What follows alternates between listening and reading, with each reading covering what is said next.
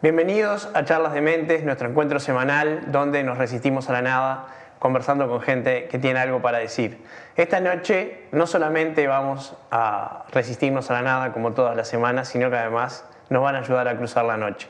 Con ustedes, Gonzalo Denis, Fran y Glass. Bienvenido, Gonzalo, ¿cómo estás? Muchas gracias, un gusto estar acá. ¿Sabes qué me fascina esa canción? Cruzar la noche es una canción que me llega profundamente. Contame de cómo la compusiste.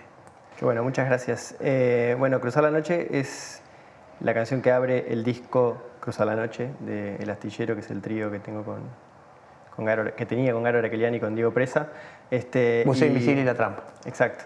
Y en realidad ese disco tiene algo especial porque nosotros grabamos un primer disco que se llama Sesiones, que eran canciones de cada uno que llevamos como a la mesa y que las interpretamos en formato de trío.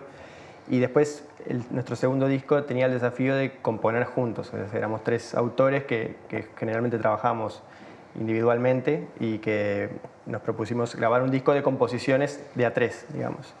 Entonces, de alguna manera todas las canciones de ese disco están firmadas por los tres y esas composiciones se dieron en distintos porcentajes, digamos, pero siempre nos propusimos que figuraran nuestros tres nombres como compositores de las canciones.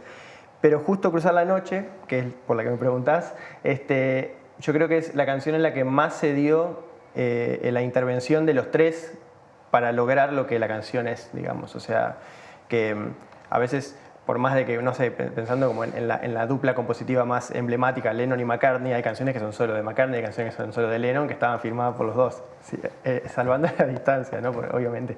Pero en este caso, a lo largo del disco hay canciones que eran más de uno, más de otro, pero en Cruzar la Noche partió bien como de alguien, uno de nosotros puso la letra, una letra de Diego, a la que yo le puse una melodía, y después Garo fue quien definió el arreglo de la canción y la coda, digamos, el final. Es un gran arreglador, Garo Araqueliani. Sí.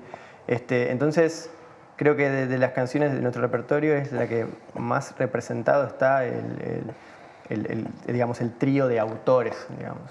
Porque la última vez que los vi en el Solís, tenían un planteo de una luz muy agresiva hacia el público, que no podíamos ver nada, y empezaban con esa canción, el recital.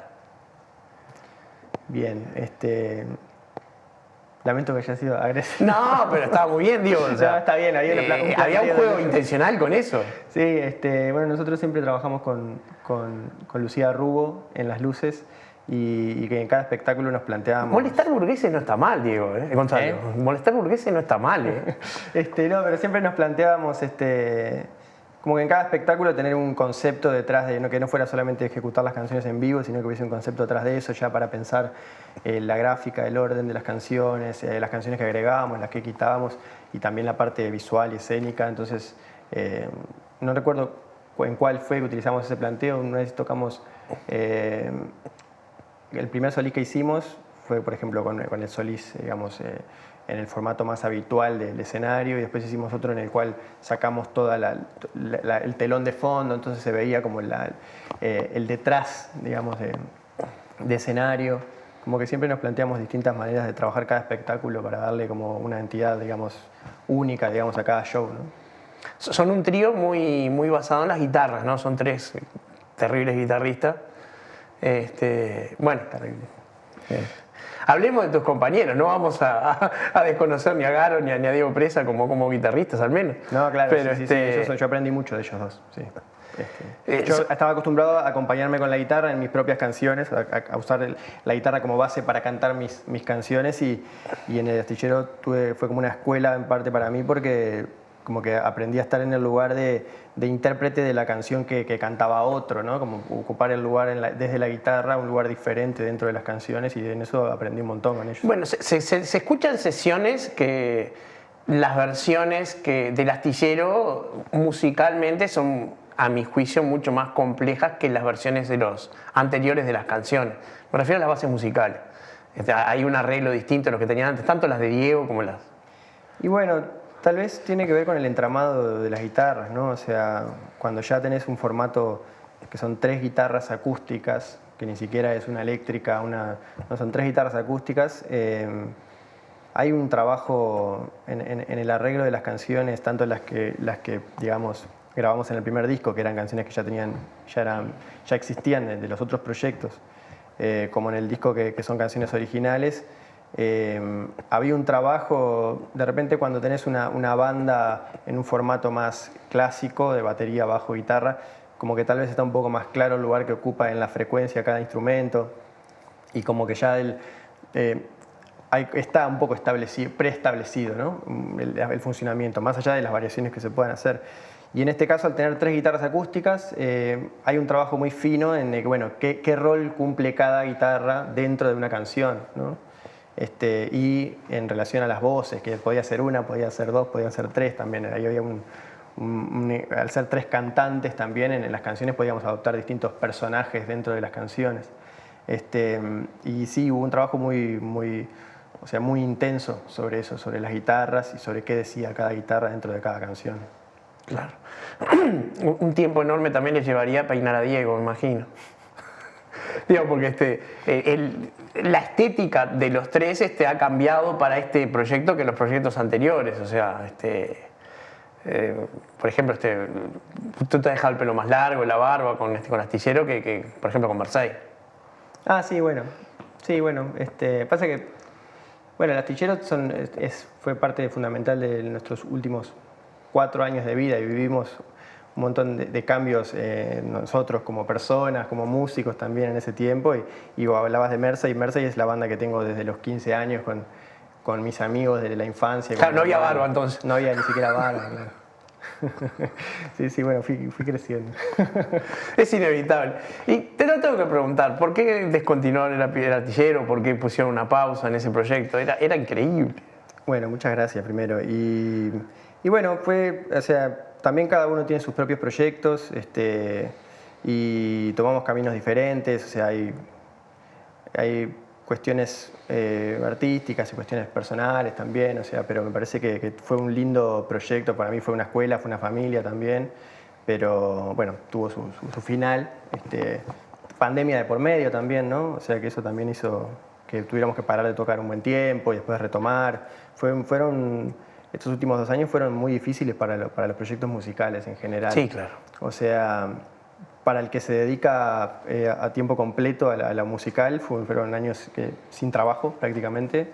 Y para los que de repente tenían un proyecto que era más como algo, no digo un hobby, pero como algo que de repente no era el centro laboral de una persona, o un proyecto en conjunto que dependía de distintas personas que se reunieran a ensayar, a tocar, a grabar, fueron años durísimos. O sea, claro, por juntarse ya era un problema. Hago talleres de canciones, tengo una parte más de docencia, que pude organizarme y pasar el tiempo cuando tuvimos los espectáculos suspendidos de esa manera, pero para mucha gente su único ingreso se vio cortado, y de repente para personas que tenían un trabajo estable y la música era algo extra, algo de encuentro con otras personas, con otros músicos, también se vieron cortados, porque bueno, es difícil sostener algo que no es tu actividad principal cuando por tanto tiempo se ve cortada, ¿no? Suspendida. Claro, pues en Uruguay el arte es un modo de vida, pero que sea un medio de vida también es bastante más espinoso. Sí, y no solo para los que están, para los, digamos, músicos, actores, lo que sea, sino para toda la parte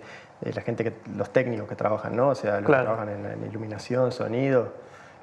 Yo creo que fue como, bueno, así se hicieron campañas y eso para poder ayudar a todas las personas que trabajan en los rubros técnicos también que tienen que ver con los espectáculos, ¿no? Pero, claro, sí. Pero por suerte, protocolos mediante, ya hemos vuelto a los recitales y ya a poder tener espectáculos en vivo, porque para los que consumimos arte, para los que no tenemos la suerte de ser artistas, es una necesidad espiritual también. Poder tener música, poder tener teatro, poder tener... Totalmente, es muy necesario. El otro día fui al cine y el ver una película con gente, ¿no? O sea, no verla uno en su casa solo o con su familia, digamos, como el compartir la experiencia es sumamente importante, y después también como la cultura como generadora de identidad, y también del valor que se le da a eso, ¿no? O sea, que para los niños, para los adolescentes, que de repente este año y medio es un montón de tiempo. Yo el otro día llevé a mi hijo de 5 años a ver un concierto en vivo y me di cuenta que la última vez que habíamos ido a ver uno, él tenía 3 años, era un niño distinto. Era un deambulador, claro. Claro, y ahora es como que hay que recuperar tiempo perdido ahí también. ¿Y qué concierto lo llevaste a ver? Fuimos a ver una orquesta que se llama la Orquesta de las Mil Melodías, y que es una orquesta como de 30 músicos que tocan con antifaces y tienen diferentes cantantes, tienen vientos, cuerdas, una orquesta grande y que es un espectáculo increíble, está buenísimo y aparte para un niño también tenía como, no es para niños, pero digo, como para un niño me parece que tenía como ese factor extra de que ellos tocan con antifaces, de traje, es como un espectáculo distinto al que se puede ver cuando uno piensa que va a haber un concierto de música, digamos, como que tiene como una fantasía, que bueno, que me invitaron a ir y bueno, llevé a mi hijo, estuvo... ¿Cómo se dice ahora descontracturado? Sí. Sí, bueno, descontracturado y bueno, todavía está todo la torpeza social, ¿no? O sea, de entrar a un lugar, el protocolo, el sentarte, la mesa compartida, no sé qué, como que todavía hay cierta torpeza de comportarte normalmente, digamos. Claro.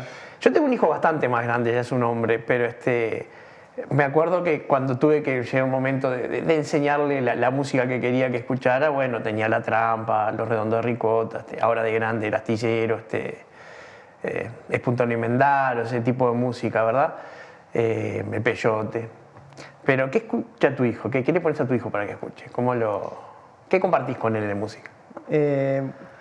Trato de que escuche de todo, o sea, hay música que le gusta a él de repente por películas o dibujitos que ve, pero trato de como que escuche, o sea, por ejemplo, yo me acuerdo que de niño me gustaban mucho los Beatles, escuchaba mucho los Beatles como mucha gente y me he dado cuenta a veces que como yo escuché tanto toda mi vida los Beatles que no se los he hecho escuchar tanto a él. Entonces como de repente a veces le pongo, no sé, los Beatles, le hablo de los Beatles que a mí me gustaban cuando era niño. Y después que escuche de todo, no sé, o sea, Eduardo Mateo, no sé, música latinoamericana en general, música en inglés. O sea, en realidad música clásica, no sé, como que trato de no impartirle mis gustos, o sea, obviamente siempre terminas impartiéndole tus gustos, pero como de que escuche todo tipo de música. Siempre uno le da un recorte de lo que más o menos tiene en el espectro. Sí, pero justo yo ahora, hablo de ahora, como que estoy como en un momento que estoy tratando de escuchar mucha música, más allá de la música esa que tenés como de cabecera, ¿no? Como de música que me recomiendan, música que está fuera de la música pop rock, digamos, música africana, o sea, música peruana. ¿Música étnica? Sí, y de repente como que me gusta que escuche de todo un poco, digamos. ¿Y cómo te llevas tú con, por ejemplo, el trap, el reggaetón, el hip hop? Mirá, escucho lo que me llega, pero no he investigado mucho. La otra vez yo hago talleres grupales y después tengo más como formato taller, pero individuales, digamos, como que de composición de canciones. No son alumnos, no es que yo les enseñe cosas, sino que es más una ida y vuelta, un intercambio. Y una de las personas con las que tenía estos encuentros había empezado a colaborar con gente más como del hip hop, del trap, del rap. Y por ahí como que me fui enterando así como de una escena que está buenísimo porque tienen como una manera de trabajar bien distinta a la que tiene uno, no sé, como que son amigos que se juntan y juegan al PlayStation y de repente graban una canción y al otro día la publican. Cuando uno de repente, a mí para publicar una canción, no sé, dejo pasar meses para ver si me sigue gustando, hay como una preparación diferente, decir, bueno, compongo esta canción, cómo la quiero... Como que no sé, son tiempos distintos y que está buenísimo siempre aprender como maneras diferentes de componer y de publicar. Pero muchas veces hay gente que compone sin saber música, sin saber teoría musical, sí, totalmente, sin saber bajar a un pentagrama una melodía. Sí, obvio. Bueno, yo también, o sea, yo empecé o sea, si yo hubiese, digamos, esperado a formarme como debería para empezar a publicar música, hubiese demorado muchos años más. Yo como que estudié música de niño, pero de repente a los 20 quería sacar un disco y con 21 años saqué 2 discos y había un montón de cosas que no dominaba, que ahora sí, pero me alegro de haberlo hecho, de ver son como 2 maneras, ¿no? Decir, bueno, me voy a formar y voy a estar años hasta que de repente pueda mostrar algo que sea contundente y con lo que me sienta identificado de acá a mucho tiempo, que es una manera, y después, al menos a mí me sucedió eso, de necesitar sacar y Pero componer. ¿a qué edad y empezaste a mostrar. tocar guitarra tú a aprender? Yo empecé a tomar clases de guitarra a los 5, a los 6 años. Entonces, a los 21 tenías 15, 16 años sí. de... Sí, pero yo después estaba muy peleado con mi educación musical, que al tiempo después me di cuenta que en realidad había sido sólida, pero yo como que sentía que las herramientas que estaba usando para componer canciones las había aprendido más solo y como que los lugares donde había aprendido de repente no me habían dado lo que yo sentía que necesitaba para hacer lo que estaba haciendo. Después me di cuenta de que sí, adquirí un montón de herramientas que me sirvieron. Pero todavía me sigo formando. ¿Tú qué edad tenés ahora, Gonzalo? 35. No podés pensar ser el mismo a los 35 que a los 21, es inevitable. Sí, no, pero digo, ahora estoy tomando clases de guitarra, el año pasado estuve tomando clases de canto, de armonía, como que cuando puedo me sigo formando. Gonzalo, se nos sacó el primer bloque. Si esperas un segundito ya volvemos. Claro. Seguimos resistiéndonos a la nada con Gonzalo Denis enseguida, no se vayan.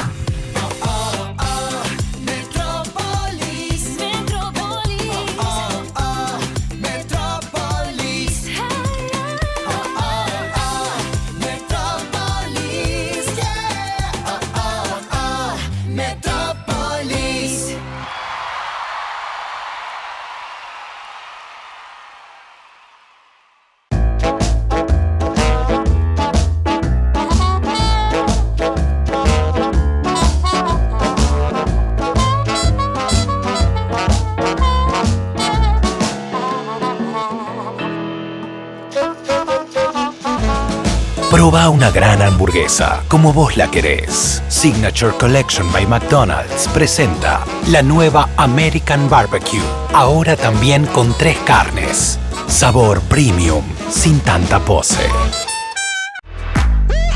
Muebles Da Vinci, fabricación de living nacional, trabajos a medida, gran variedad de telas a tu elección. Contactanos a través del www.mueblesdavinci.uy, @mueblesdavinci o al 098 60 0069.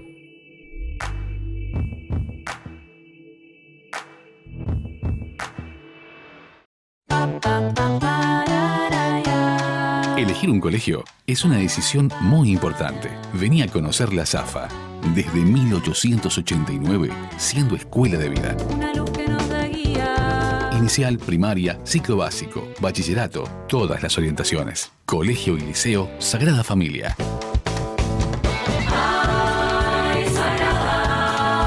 Avenida del Libertador 1960, zafaguada.edu.uy. El próximo 28 de noviembre se celebran las elecciones de los directores sociales del Banco de Previsión Social. Para seguir teniendo voz, los jubilados y pensionistas votamos la lista de ONAJPU, Organización Nacional de Asociaciones de Jubilados y Pensionistas del Uruguay. Seguimos resistiéndonos a la nada y cruzando la noche con Gonzalo Denis. Gonzalo, te tengo que preguntar por Salinger. Bueno, Salinger es un escritor estadounidense que sacó la mayoría de sus libros, creo que en la década del 50, por ahí. Empezó a publicar, creo, en la posguerra o por ahí. Y bueno, y uno de sus libros se llama Franny y Zooey, que Franny Glass, el personaje de ese libro, fue del que yo tomé el nombre de mi proyecto solista, digamos. Y bueno, cuando tenía 20 años, yo ya tenía este proyecto de Mersey, que es un proyecto de banda que tengo desde la adolescencia. Y ahí entré a estudiar cine, en la escuela de cine. Y como que también por ahí, al tener nuevos amigos y que de repente con los que intercambiaba discos, libros, por ahí por un lado empecé a escuchar música distinta a la que venía escuchando. Yo escuchaba más rock, digamos, y empecé a escuchar más como tipo Leonard Cohen, Donovan, Bob Dylan, como cantautores más así como de los años 60 y música más acústica. Sí, y por otro lado, justo en ese momento estaba leyendo como todos los libros que encontraba de Salinger, que no son tantos, son 4 libros por ahí creo, unos cuentos. Yo conozco 3 y leí 2. Claro, tiene el guardián entre el centeno, que es el más conocido, Fran y Sui. Levantada Carpinteros, la Levantada Carpinteros y 9 cuentos, que son que es de cuentos. Y en casi todos aparece la familia Glass, que son 7 hermanos. Y bueno, y ahí como que yo empecé a componer canciones más acústicas que no necesitaban de una banda. Entonces decidí armar como un proyecto paralelo a la banda que yo tenía, que después se terminó convirtiendo en mi proyecto principal, digamos. Y como me parecía demasiado pronto, yo me imaginaba que iba a tener una banda durante un par de décadas y que en algún momento tal vez iba a ser un disco solista, pero me vi como empezando a tocar en vivo y de repente ya con un proyecto en el que era yo solo con una guitarra. Entonces decidí que no quería ponerle el nombre que tengo en la cédula. Entonces ahí me pareció que quería que tuviera una referencia a la literatura de Salinger, porque sentía que de alguna manera sus libros eran como pueden ser influencias, como uno puede tener influencias musicales, para mí la literatura de él era... ¿Y Holden Caulfield era poco musical? Sí, no, en realidad podría haber sido distintos nombres, no era algo específico con ese personaje, pero de los hermanos Glass era el que me parecía que se podía pronunciar sin forzar el acento. O sea, uno no tiene que dominar el inglés para decir Franny Glass. De Holden Caulfield, sí, o Seymour Glass o Buddy Glass, que son los hermanos. Entonces, y además, yo no le puse el nombre como si fuera mi seudónimo. No es que yo quería hacerme llamar así, pero bueno, al ser un nombre propio, hay mucha gente que me dice Franny y eso ahora. Pero bueno, cada vez que saco un disco, siempre tengo la idea de que ya es momento de dejar atrás ese nombre y empezar a usar el mío, y es como que siempre tengo esa discusión interna o ese conflicto interno, y tarde o temprano lo voy a hacer porque me parece... Claro, pero Franny Glass de alguna manera ya es una marca establecida. Sí, y además es un proyecto que hice cuando tenía 20 años y que se creó como un universo alrededor de los discos, o que tal vez lo que uno hace durante determinado periodo de tiempo se convierte en lo que se asocia a uno como artista, digamos, y yo como que de alguna manera también siento que en algún momento se lo voy a dejar atrás. O sea, como que no quiero ser una persona más grande que la que soy ahora y que alguien piense que me llamo Franny Glass, creo que en algún momento voy a tener que dejarlo. ¿Vas a recuperar a Gonzalo Denis? Sí. Que internamente ya yo lo siento así, pero después siempre, al menos a mí me pasa con los discos, o sea, siempre uno siente que está desfasado de lo que va publicando, ¿no? O sea, siempre los discos llevan un tiempo y los procesos artísticos llevan un tiempo, y cuando vos publicás algo, para vos ya terminó, y para las personas que se acercan a eso, recién está empezando. Es la primera vez que lo enfrenta un disco, ¿no? O sea, un disco que te puede llevar 2 años, 3 años, y cuando sale el disco capaz que vos ya estás con la mente en otro lado, y para el público que lo recibe es algo nuevo. ¿Vos producís tú o dejás que en el estudio editen? En mis discos solistas siempre fui al menos coproductor. El último disco, que se llama Canciones de Amor para el Fin del Mundo, ese yo fui el productor del disco, solo, digamos. Pero en los anteriores siempre colaboré con algún productor que traía como una visión de afuera, digamos. Claro. No, me quedé pensando en las influencias que dijiste que cuando empezaste el proyecto Franny Glass, y hay una canción tuya del Astillero que yo la conocí por ti, pero investigando un poco después me enteré que era de Leonard Cohen. Ah, sí, Lover. Lover. Pero tú haces una opción estética muy interesante. No haces cover en esa canción. ¿Lo cantás? Es una versión, sí. Bueno, eso fue un tema, porque cuando el primer disco del Astillero surge de un concierto en el que hicimos un repertorio, y ahí Andrés Sanabria de Bizarro nos propuso grabar un disco, y grabamos lo mismo que tocamos en el concierto. Y dentro del concierto había 3 versiones y una de ellas era esta versión de Leonard Cohen, y que fue algo que conversamos, el hecho de decir, bueno, vamos a cantar una canción en inglés, y después al grabar el disco, bueno, vamos a grabar una canción en inglés. Y yo, digamos, aprendí inglés, no sé, en el liceo, y después de ver películas y escuchar música en inglés, o sea, nunca me formé, digamos, como para decir, bueno, canto, grabo una canción. Bueno, la grabación en vivo es una cosa, la grabación es algo que queda para siempre y como que hay que tener más cuidado. Más conciencia de lo que uno está haciendo, ¿no? Sí, entonces, y es gracioso porque para cantar ese inglés, mi principal referencia fue Caetano Veloso, que canta en portugués. En portugués. Pero la manera de él de cantar en inglés como alguien que no tiene el inglés como lengua madre, digamos, y como no tratar de disfrazarlo de otra cosa, ¿entendés? Como utilizarlo de manera seca, como te sale. Yo creo que igual está bastante bien el inglés de esa canción, pero sí, como que no traté de cantar como alguien que canta en inglés, sino que traté de cantar como alguien que habla español, que está no quisiste cantando en impostar. inglés. Ahí está, esa fue un poco la búsqueda. Claro, igual elegiste una canción complicadísima de pronunciar para un hispanoparlante, porque hay unos versos, cuando le pide otro nombre al padre, esos versos son trabalenguas para alguien que habla español. Sí, bueno, yo creo que en los 4 años que tocamos con el Astillero la terminé cantando mucho mejor que al principio, pero sí, es una letra no tan fácil, pero también la conocía de antes la canción, claro, me gustaba, entonces ya la tenía muy presente. Claro, no, es una canción preciosa. Después, claro, cuando uno escucha la versión de Leonard Cohen, después lo que siente es, claro, qué burro que soy, ¿no? Como no sabía yo que esta canción ya estaba ahí.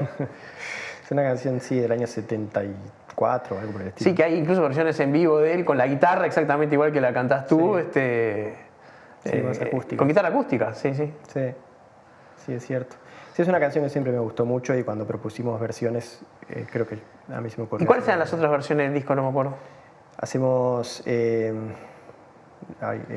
Yavor, Memoria Azul, y de ET y los Problems hacemos Objetos Perdidos. Esas son las 3 versiones que hay dentro del primer disco del Astillero. De sesiones. Sí. Mira qué bien. Y ahora este último disco, me imagino que lo irás a volver a presentar en algún recital pronto. El último disco que saqué. Canciones de amor para el fin del mundo.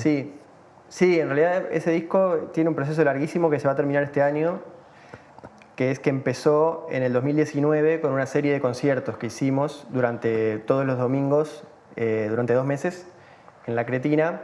Y la idea era que tocábamos el disco de la canción 1 a la canción 10, o sea, tal cual iba a ser grabado, pero sin que hubiese sido grabado, digamos. Era como ir a escuchar el disco en vivo. Y la idea era grabarlo después, y bueno, y fue un disco que atravesó todas las cuarentenas y no, como que cuando terminamos ese ciclo no lo pudimos grabar inmediatamente, lo terminamos grabando en agosto del 2020, cuando se abrió un poco la cosa. Y no lo pudimos presentar hasta este año, que lo vamos a presentar ahora en septiembre. O sea, todavía no está presentado, estoy a tiempo, digamos. Lo pudimos tocar una vez en vivo el año pasado, en diciembre, pero la presentación va a ser ahora en septiembre en la trastienda. ¿En la trastienda? Sí. Sí, ya un lugar un poco más grande, ¿no? Porque... Sí, tenemos 2 funciones, porque por el tema también del aforo reducido. Claro. Lo hacemos en 2 noches. ¿Qué aforo tiene la trastienda ahora? Porque es de los locales más grandes. Mirá, estaba a 30%, pero hoy se habilitaron entradas nuevas porque se amplió a 45. Exacto. Está, porque del último que fui era en Magnolio y realmente son poquitas localidades, ¿no? Es poco y fíjate que es difícil, ¿no? Porque el concierto es tal cual, pero hasta hace poquito estábamos con un 30% de aforo, ahora 45%, que sigue siendo igual menos de la mitad, pero los gastos y todo siguen siendo los mismos. Los mismos, entonces, exactamente. Como que tenemos que tocar 2 noches ahora para llegar como ni siquiera a la totalidad de lo que haríamos en un concierto solo, ¿no? ¿Tocas con banda de apoyo en este disco? Sí, algo también poco apto para estos años que tuvimos es que tengo una banda de 8 integrantes. Ah, bueno, claro. Entonces, para este disco especialmente como que armé una banda grande, y bueno, por eso no hemos podido mantener un ritmo de conciertos. Pero bueno, ahora sí llegamos a este momento que vamos a hacer estos conciertos en la trastienda y vamos a hacer una pequeña gira por algunos departamentos fuera de Montevideo. Claro, pues yo escuchaba, decías, tocamos. Claro, una banda de 8 ya no podían ni ensayar y era muy difícil juntarse.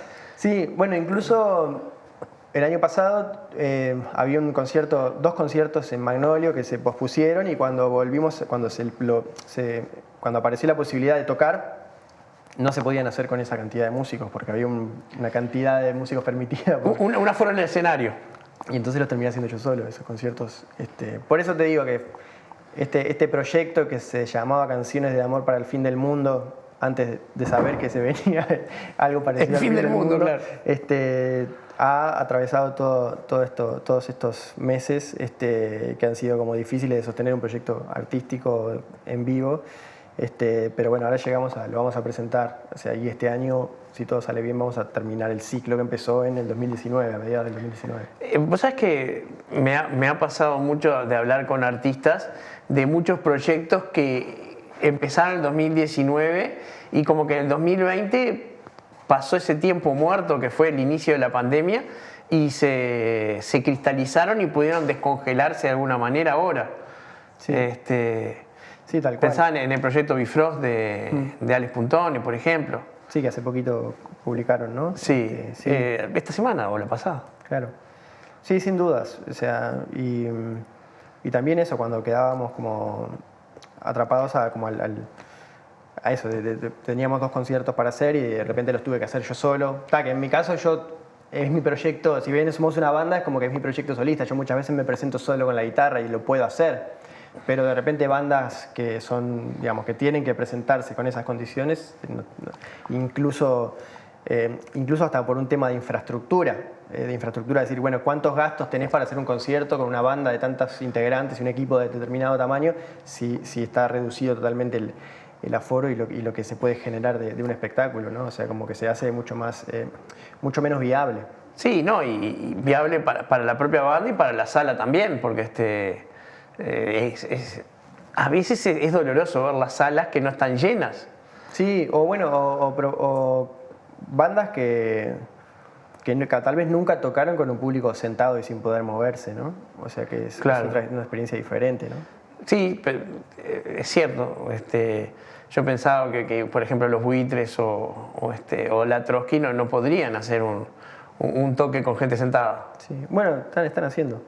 No sé cómo será. Trotsky va a tocar ahora dentro de poco, sí. ¿Pero con gente sentada? Y es algo que... Ah, no, me explique mal, ¿qué si gente sentada en mesas como estaban claro. De repente sentadas en un bandas que están anfiteatro, acostumbradas a la gente de pie, o sea, está como que pasa a ser como una especie de cena show. Claro, es distinto, es raro en un recital, no te digo de rock, de pop de repente, pero es una cosa distinta a la que estaba acostumbrado uno. Claro. Como que es demasiado burgués. Sí, es totalmente otra experiencia. Es otra experiencia, exactamente. Y bueno, estamos cruzando una noche oscura, Franny, así que será cuestión de terminar. Lo que es probablemente seguro es que seremos otros, ¿no? Sí,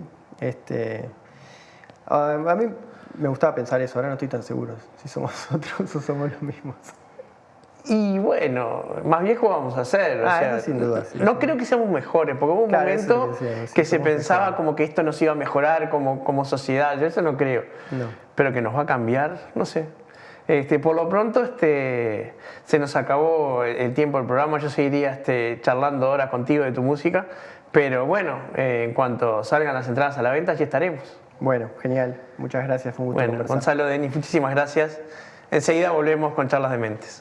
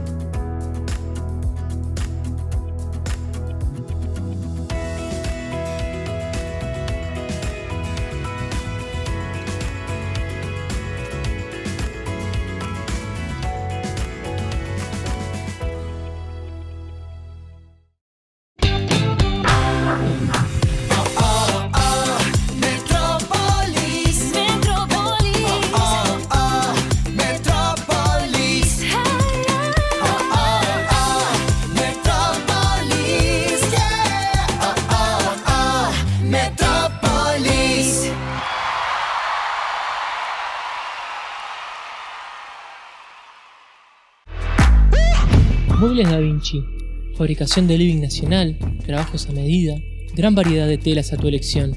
Contactanos a través del www.mueblesdavinci.uy, @mueblesdavinci o al 098 60 0069.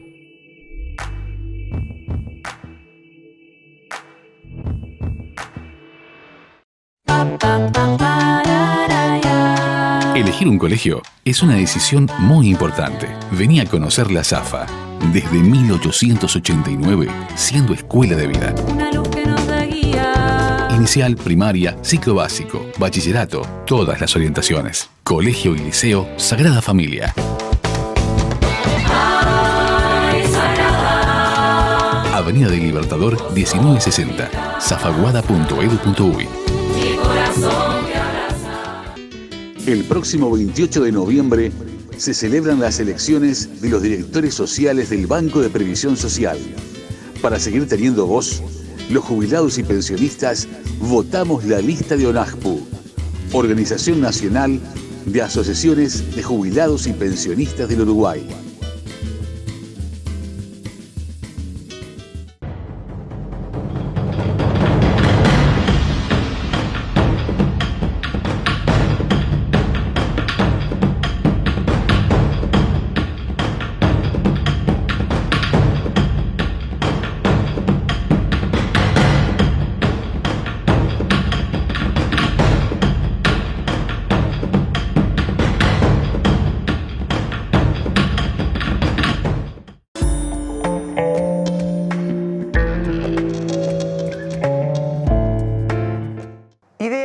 Que no entran en 280 caracteres.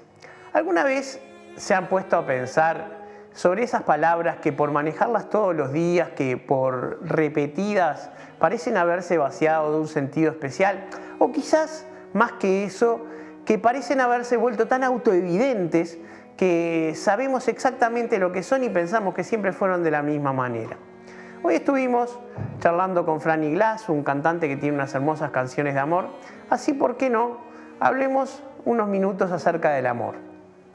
¿Qué es esa sensación que la cultura y los medios y sobre todo la publicidad tiende tanto a promover esa sensación hacia otra persona que se vuelve en el eje de nuestras vidas? ¿Por qué nuestra cultura le da al amor tanta importancia? Y pensemos un poco si siempre fue así. En realidad no, sí, es un hecho de que no. Nuestro ideal, el amor romántico, tiene una fecha de nacimiento muy precisa y es el siglo XII en la Languedoc, al sur de África, en la corte de una reina llamada Leonor de Aquitania, donde ahí se empezó a generar lo que en principio fue una moda y después degeneró en un buen sentido, sino devino en un excelente grupo de formas artísticas, de modos de vivir e incluso de valores en la vida. Y eso se llamó el fin amour o el amor cortés o el fin amore en Italia, y tenía que ver con una inversión en la forma en que se vivía la relación. En las sociedades antiguas el amor era considerado muchas veces algo no desagradable, por cierto que nunca desagradable, pero sí a veces inconveniente. Para los griegos, el amor era una de las pasiones y por lo tanto se lo consideraba una patología, era una enfermedad. Es bastante lógico pensar eso, por amor se sufre. Y muchas veces se sufre por amor más de lo que se disfruta. Los griegos y también los romanos estaban muy familiarizados con el erotismo, con esa parte física del amor, pero es la parte espiritual la que ellos consideraban un tormento del alma y la consideraban mala. En la corte de Leonor de Aquitania, que en la época del fin amour, empieza a darse vuelta esta relación y el caballero, el señor, el que dominaba por derecho divino y del rey, pasa a considerarse un siervo de la mujer amada. Eligen una mujer a la cual dedicarse y establecen el pacto, justamente el pacto de fin amour, a partir del cual ella pasa a llamarse, o sea, ser llamada mi señora, y él pasa a ser llamado de muchas formas, pero no mi señor. Mi señor es como lo llama todo el resto de las personas. Una de las características del amor cortés es que se suponía que no debía llegar a la consumación, que debía mantenerse totalmente casto y al nivel de un ideal. Esto surge, según el autor Denis de Rougemont, en el mito de Tristán e Isolda. Tristán era uno de los caballeros de la época del rey Arturo y se lo consideró el amante perfecto, el enamorado total. A partir de la historia de amor entre Tristán y Isolda, que en el podcast Historias Random Podcast hemos hecho un capítulo sobre eso, sobre esa matriz se forma nuestra idea que pervivió desde el siglo XI-XII hasta nuestra actualidad como el amor como un valor supremo. Hoy en día, en Occidente, vemos todo tipo de matrimonio convenido entre familias como una aberración y hasta como una desgracia, mientras que en muchas partes del mundo se siguen practicando y se extrañan cuando dicen, pero ¿cómo vamos a dejar que dos jóvenes que todavía no tienen idea de lo que va a ser su vida o de que no saben lo que es la vida, tomen ellos una decisión tan importante? Bueno, son choques culturales. Lo que sí podemos ver que el amor que nace de una decisión entre la parte erótica y la parte sentimental, lentamente se reúnen las dos y dice Denis de Rougemont que lo contradictorio de Occidente es que primero idealiza y le da forma de algo supremo al amor romántico, lo que es una pasión sublime, un sentimiento que nace de la parte más emocional del ser humano, y lo constriñe en una institución reglada que es el matrimonio, que es todo lo contrario de una idealización. Estas son palabras de Denis de Rougemont, no mías, pero la realidad es que todas las personas casadas saben que justamente uno de los grandes trabajos del matrimonio es sobrevivir en el tiempo manteniendo las dobles llamas, dijera Octavio Paz, prendidas, la del amor y la del erotismo. Entonces, no siempre el amor fue como lo cantan las canciones, especialmente las de Franny Glass, ¿sí? Sino que a veces fue algo desaconsejado. En la antigua Grecia, en la antigua Roma, en muchos lados, por ejemplo, pensemos en el mundo musulmán, pensemos en el Imperio Otomano, donde los hombres ricos podían tener hasta 4 esposas e infinidad de concubinas. En el Islam sigue pasando, pero bueno, antes los harenes eran una realidad mayor. Entonces pensemos cómo podría establecerse el amor, como lo entendemos nosotros, entre una persona y 300. Sería absolutamente imposible. Puede establecerse, sí, el erotismo, puede establecerse un montón de relaciones y de sentimientos, pero el amor, tal como los idealiza Occidente, aspira a la unidad. Y de esa manera, en aras de eso, la pulsión erótica, como la llamó Freud, es la única pulsión que nos separa de la muerte. Y por eso, esa idealización ha llevado a que fuera ese nombre el que se eligió. Tenemos que pensarlo sin que necesariamente tengamos que llegar a alguna conclusión. Las emociones y los ideales son algo que cada sociedad culturalmente establece y no todas las sociedades lo viven de igual manera. Otro tema que es inevitable tener en cuenta es que hoy vivimos mucho más tiempo que en la época que todas estas cosas empezaron a pasar.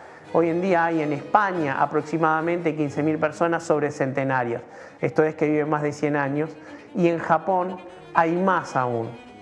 Y en el resto de Occidente, todos quienes tenemos entre 50, digamos entre 40 y 60 años, tenemos una altísima chance de vivir mucho más de 90 años. Entonces no es lo mismo una institución que eventualmente se creó cuando las personas vivían 40, 50 años, que una institución que se mantenga igual en los primeros años, pero tenga que durar el doble de tiempo.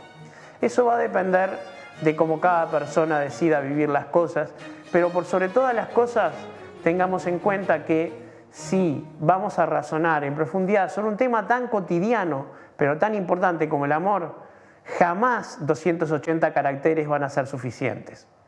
Esto es, ideas que no entran en 280 caracteres, y más que nunca, de la mano del amor y de la mano de Franny Glass, nos resistimos a la nada. Nos vemos la semana que viene en Charlas de Mentes por Esdrújula TV.